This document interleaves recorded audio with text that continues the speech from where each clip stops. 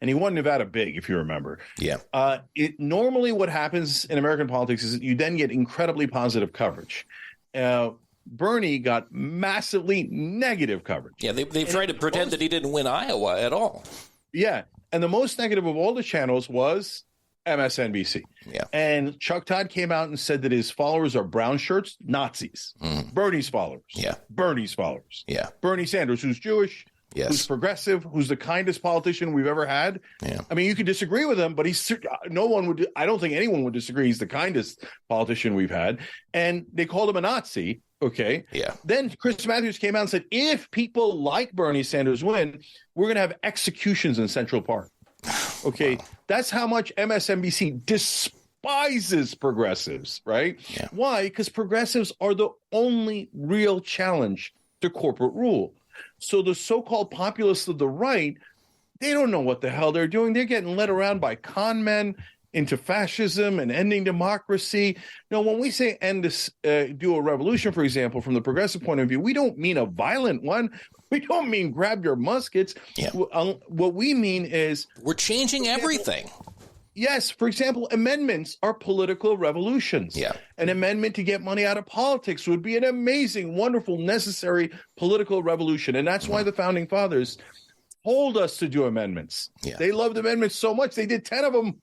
And those were the 10 most magnificent amendments, right? Yeah. So, but the mainstream does not want you to find that out, does not want, and guys, it's not a conspiracy.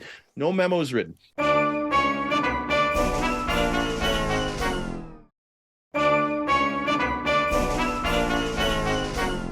I explained this in the book too. TYT.com/justice, by the way, to order. TYT.com/justice. So it's the invisible hand of the market. A person at the top hires executive producers that are just like them. And the executive producers hire producers that are just like them.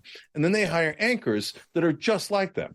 And then next thing you know, Jake Tapper is defending corporate rule to no end, but no one had to write him a memo because Jake loved corporate rule to begin with. Yeah. And that's why he was hired. Human beings are subtle and social, and they don't necessarily have to be explicit about everything to have a very entrenched social system. That's true with racism and caste. It's true with sexism and misogyny. And it's certainly true with imposing ideology on a cable news network or indeed the entire media. You don't have to have memos.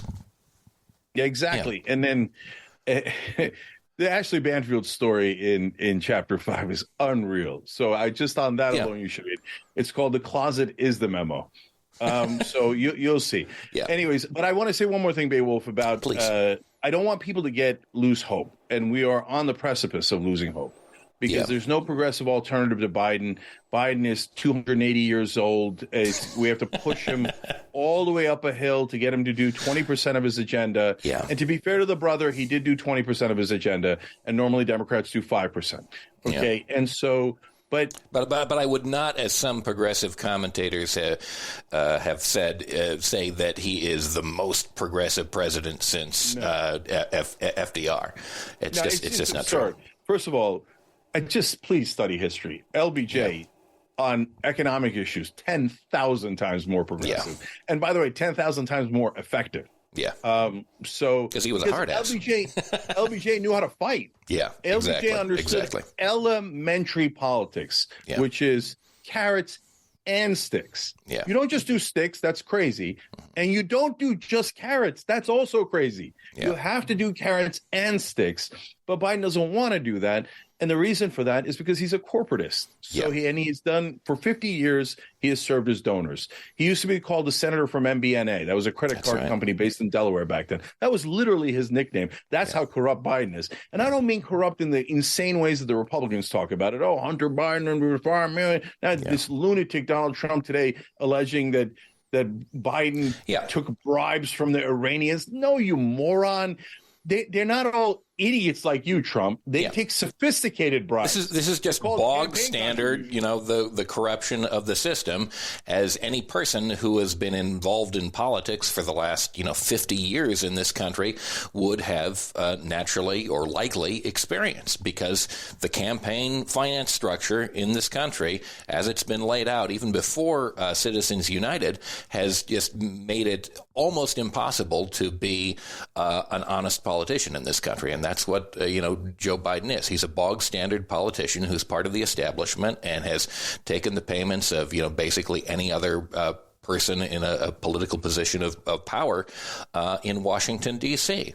And yet, they have structured things in a way in 2020 so that he is almost, unless he steps aside, which seems, frustratingly unlikely, South Carolina has been put at the front, so they're trying to front load all the conservative stuff so that the media can pounce on this and say, "Oh, Joe Biden, of course, he's getting all this attention," so that it's almost impossible for any serious contender to challenge him. And yet you see him getting, older and weaker, and we know that he's not particularly effective in getting this stuff done. And he's like the most conservative candidate, basically, that the Democrats in the DNC can offer. So what hope do you hold that we could actually change this before we get to 2024?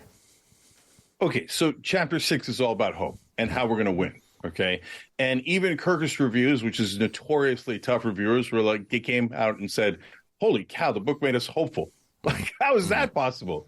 And so here's the deal, brother. Let's take it one step at a time. First of all, in terms of Joe Biden, wouldn't it be amazing if we had a president that we Democratic voters and all of us Democratic voters didn't have to push to do the right thing? Yeah. Progressives are always talking about, and then not just progressives, now all Democratic voters are talking about pushing our politicians to do the right thing.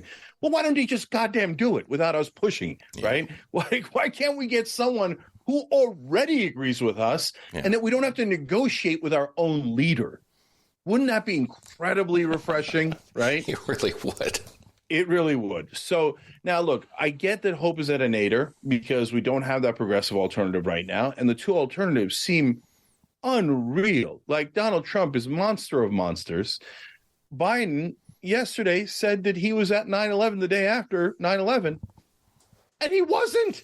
Why would you make up that lie? Are you insane? There's only two possibilities. One, you, like Trump, you're a pathological liar and you can't help yourself. Now, you don't do it at the scale of Trump, but you do it. Okay. Yeah. Or he's borderline senile. Let's keep it real. And we can see it. He can't, sometimes he can't finish a sentence. Yeah. And guys, think about the gaslighting. Mainstream media actually gets you to believe that it's offensive to believe your lying eyes. Yeah. That it's offensive to see what you're actually seeing. He said he was at 9/11 the day after. He wasn't. Imagine that he's not lying. That's worse. That's worse. He can't remember anything. He's okay. So, all right. Yeah. So, okay. And if you're a Democrat, you cannot tell me that this is the most important election of our lifetimes and that democracy is at risk. Every election seems to be the most important election of our lifetimes, precluding any possible non-conservative alternative for a candidate. Yeah. You can't tell me that, though, and then tell me Biden must be our candidate. Yeah. Biden's sitting at 39%, 15 points lower than where he was when he barely beat Trump the last time in the Electoral College. Okay, so you cannot say it's the most important and say we must run Biden. Those two things do not make any sense. Yeah. And by the way, I actually do think this is the most important. And I'll tell you why. And I'm not the guy who cried wolf 2,000 times like cable news did. I remember saying in 2012, where people were very offended, I'm like, Obama and Romney, one of the least important elections of our lifetime. Okay. True. And I'm like, do you know what Obamacare was called before it was called Obamacare?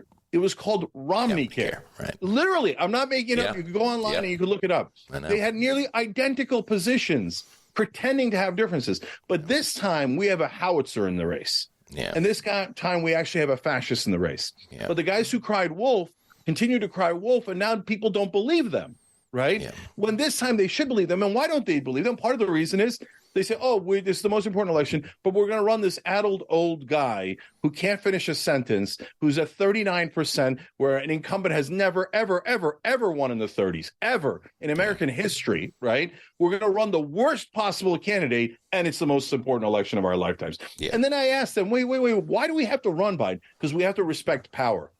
What? Are you insane? No, we don't. We're the left. The point is not to. That's what fascism is ultimately respecting power. That's what we want to avoid. Yeah, so where in God's green earth is hope then? Look, number one, we're doing this and it's going to work. I know it seems impossible, but I swear it's going to work. TYT.com/dropout. Okay. Yeah. We're going to make Biden drop out. 1 million people sign that petition and they will. Yep. And Biden will drop out. Okay. So look, I want the audience. This is more important than any campaign we do. It's more important than that petition, the book, or anything else. As long as you have faith that if we work together, we can win, we will win. Okay. But the minute they get you to lie down and take it is the minute they win irreversibly. So as long as we have concerted effort and we never, ever, ever stop, we will get to one solution and then the next step and the next step. And okay, so now the big picture. Now, as you're getting caught up in, wait a minute, can we really get a petition? Can we really push Biden out? Can we really get a progressive candidate? All those things. I hear you. There's good reason for doubt. But the big picture, guys, our voters are coming. The cavalry's almost here. Even when Bernie lost Michigan by 21 points in late 2020 primary, he won under 45s by about 40 points. Mm-hmm. So the under 45s now are going to be under 49. Wait a minute. This is almost the majority of the Democratic voters now. And they are not a little progressive. They are massively progressive. So our army is about to arrive, and the Democrats are trying to find a way to snatch defeat from the jaws of victory. But we're not going to let them. We're not going to let them. That army is imminent, okay? Yeah. So all we have to do is survive 2024. I mean, look, I would love a progressive candidate. I'm working on one as we speak. I'm working on 6 as we speak, okay? But bring them forward, Cenk. Bring them forward. We desperately want them because, I'll tell you, I voted for third-party candidates before. And, I voted for Biden in 2020. And, I live in Oregon, so it's not a dangerous state. I'm willing to do it again. Yeah, I know. But we're playing with fire. So, look, guys, I have 21 years that we've been doing Young Turks. I'm on tape. Mm-hmm. I did not say those other elections were that important. And by the way, here, I'll do it again. Mm-hmm. If it's not Trump, then the election's not that important. Okay? Yeah. DeSantis and Biden's economic policies are not going to be that different. Go ahead, have your mind explode. Okay? I don't care. Like on social issues, they're very different. And DeSantis is a terrible guy. But is he going to end democracy? Is he going to try to do a coup with fake electors and a riot at the Capitol like Trump did? No. Even DeSantis isn't going to do that. But people won't follow DeSantis into the abyss like yes, they would Trump. That's right. Yeah. So it cannot be Trump. He will end things. He's not lying. This is the one time he's not lying. Mm-hmm. And he says he's going to clean out the government. Bannon already has a strategy to fire like 4,000 civil servants the minute they walk in. They're going to do a complete fascist takeover of the country. And by the way, the establishment is not taking him seriously enough. Mm-hmm. Yes, they attack him all the time. I'm not blind, right? Yeah. And they sent their media dogs after him. I'm not blind. I see it, right? But they still don't really believe it.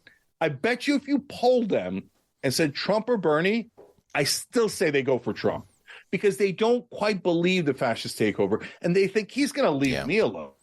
He's like, if he harms anyone, it's not going to be me. I'm among the powerful. He's going to harm others. No, he's going to lock up his political prisoner, his political opponents. Navarro said it today. It's not hyperbole. Navarro said, I can't believe they put me in shackles because he did contempt of Congress brazenly, right? He said, when we get in power, we're going to imprison all of them. Okay? So as long as it's not Trump, I don't care about 24 because we're almost certainly going to win in 28. Okay.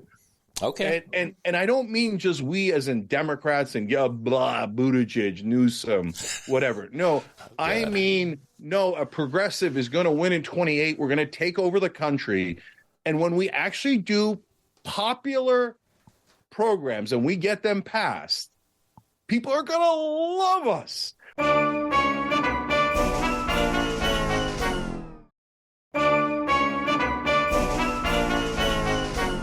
Look here, one example, paid family leave. And this is, I'll be launching Operation Hope at TYT. Okay?